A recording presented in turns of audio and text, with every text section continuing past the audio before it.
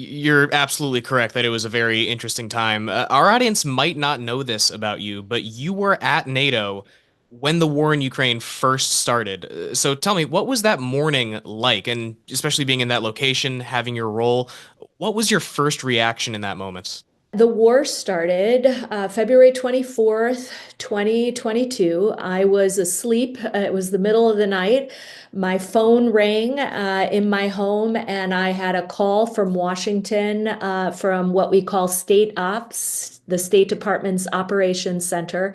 And they told me what I feared was coming, and that was that Russia had officially launched a war against Ukraine. I quickly got dressed. I was told that in a few short hours, the NATO alliance would convene an emergency session where all the allies would sit around in a table, and we would immediately need to determine what we would do in the face of the first major land war in Europe since World War II.